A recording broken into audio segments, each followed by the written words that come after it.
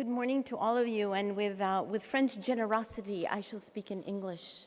Although Minister Fabius expects me to be fluent in French by the time COP21 occurs, I'm still struggling with that challenge, so I shall speak in English today. Minister Sapin, thank you very, very much for that very inspiring call to action. And I must say, you glossed over very perhaps humbly over an amazing announcement that institutional investors, all institutional investors in France, will henceforth disclose their carbon footprint. I really must say that is a game changer. The more every country decides to do that, the sooner we will be where we need to be. So thank you very much for that leadership, and I think that deserves a special applause.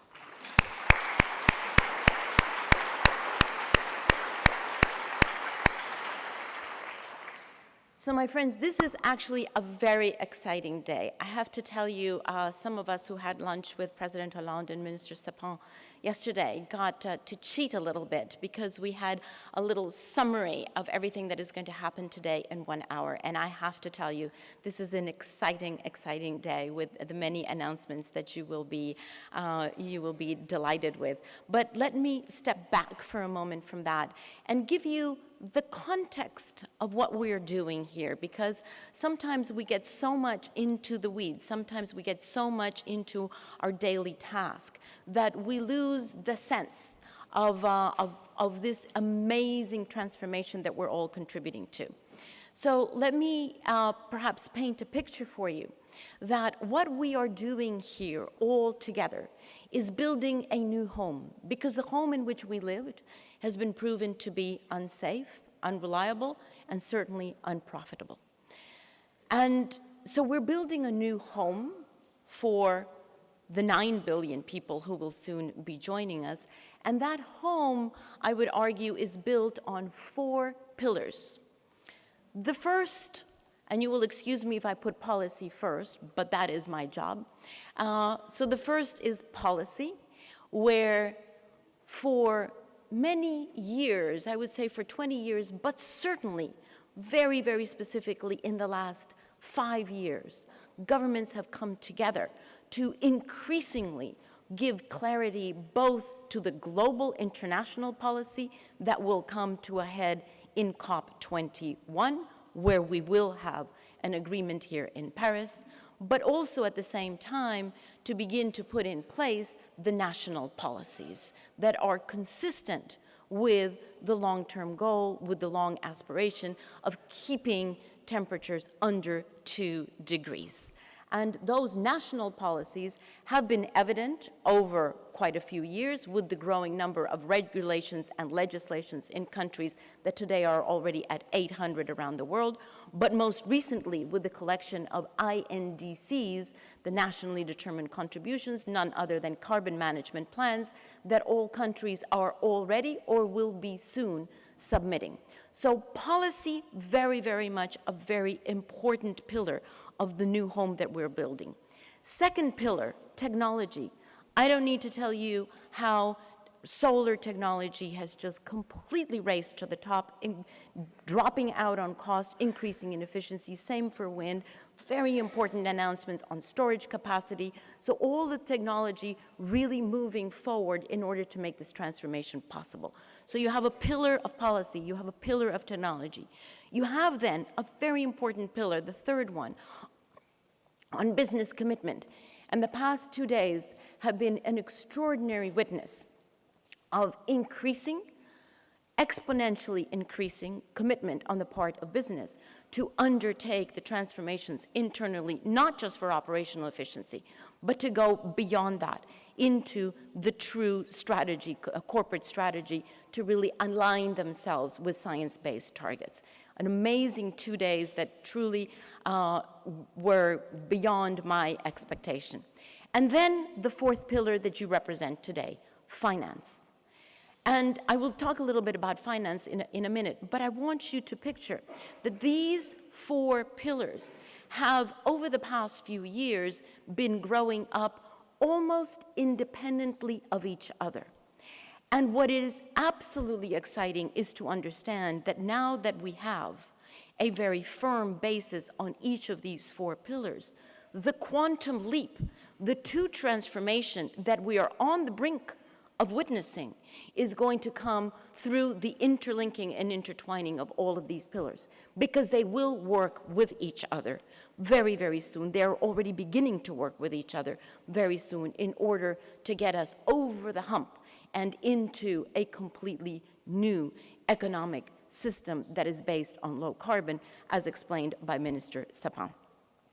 So to go into finance a little bit, and also with a historical eye, I have witnessed over just 5 years ago, what we call climate finance, which is a total misnomer, but climate finance was truly just being concentrated on individual little projects in countries, a wind project here, a hydro here, solar array over there, energy efficiency over here, some land management over there. Very, very incipient, individualized, isolated little projects, but nothing that was really transformational of the national economy, let alone of the world economy. That began to move when the multilateral development banks, truly under the leadership of the World Bank, but taking all of the other MDBs also under their wing, have formed a very, very powerful alliance that for the first time in the history of MDBs are actually working in a coordinated fashion in order to align their lending policy toward the same goal. So very transformational what the MDBs are doing.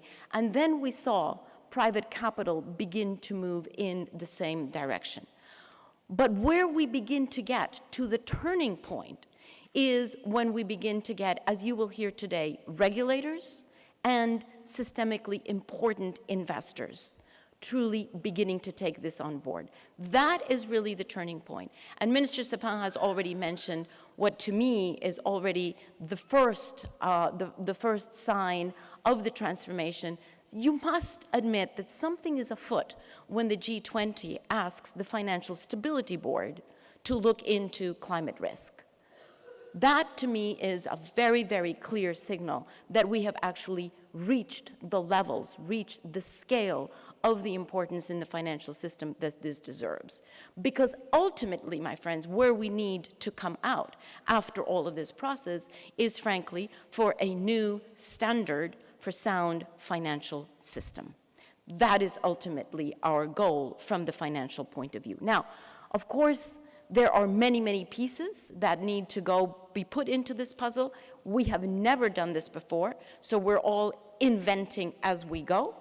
In Spanish, we have a wonderful saying, se hace camino al andar, which is you create the path as you walk, and that is exactly what we're doing with respect to our response to climate change from all four pillars, but certainly from the financial perspective. So it is a daunting task, it is a complex task, but you could also see it as actually being a very simple task. It is a task that has two steps. The first, to identify and quantify the risk. And the second, to put in all of those instruments to manage the risk. And to manage the risk in a timely fashion.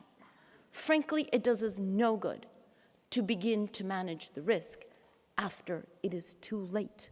We have to be able to manage the risk such that we can then accompany this transition in a thoughtful, orderly, planned way.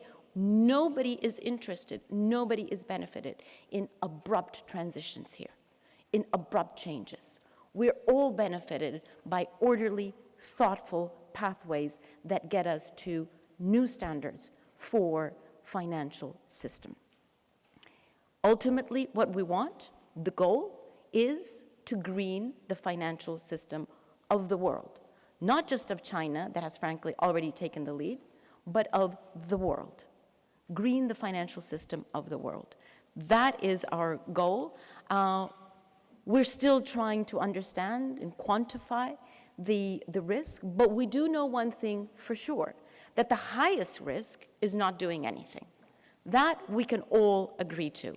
And I am really very grateful to Swiss Re, who very recently, in a conference call that we had with the insurance industry, put out what to me brings everything into one sentence. And Swiss Re said, here's the deal.